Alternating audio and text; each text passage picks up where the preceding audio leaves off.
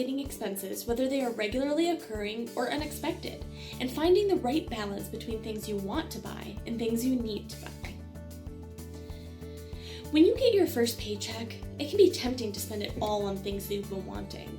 After all, the newest PlayStation was just released, and you're the only one of your friends who doesn't have one. Plus, the new iPhone is now available in rose gold, which is so much prettier than your boring white one that still works just fine.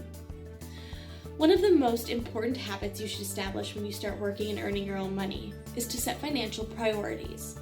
Set them by making a list of all the things that you need to pay for. This could include things like rent, utilities, phone and internet bills, groceries, gas, tuition, basic clothes and toiletries, medications, and loan payments. Next, make a list of the things that you want to buy.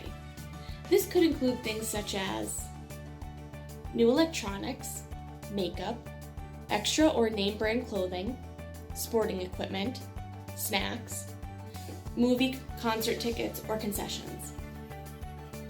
It's important that you take care of everything in the need column before you purchase things in the want column. Otherwise, you might get to the end of the month and find out that you didn't pay for all of your necessary expenses, and those can have repercussions, like having your utilities turned off by the city or having a negative hit on your credit score. Unfortunately, you're going to experience unexpected expenses as well, and some of them can get pretty pricey.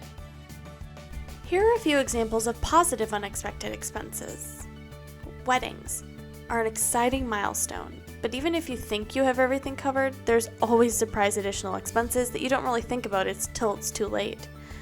What if you plan an outdoor wedding and find out a week beforehand that it's supposed to rain? What if more people RSVP as coming than you anticipated? That could be a lot of extra meals to plan for. It's a good idea to make sure that you have some money set aside as a buffer, just in case. Another potential unexpected expense are babies. Sometimes babies are planned, and sometimes they aren't.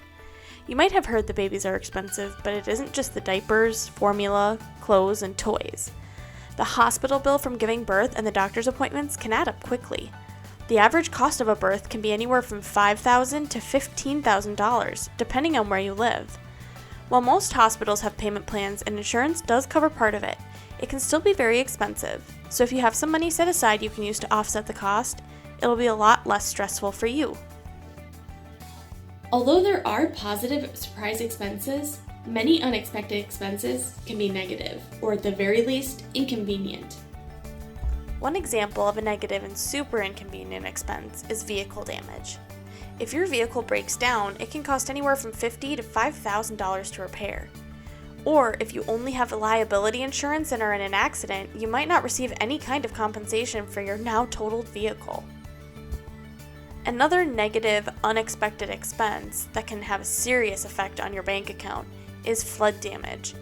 Most homeowners insurance does not include flood damage, and if you didn't purchase additional flood insurance, you'll have to shell out the money for the repairs yourself.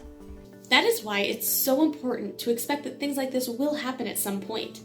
One of the best ways to make sure you're prepared is to make sure you have some savings set aside. If you don't have enough savings, however, you may qualify for a personal loan or revolving credit so that you can pay it back over time, instead of needing to pay the full amount out of pocket up front. If you run into a situation and you need assistance with paying, reach out to a loan officer, and they will help you figure out what kind of loan would work best for you. Continue these lessons with Session 8, Budgeting Basics.